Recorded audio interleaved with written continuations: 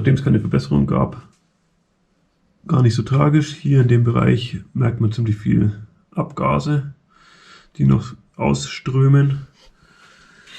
Dann bin ich auf dieses Loch gestoßen und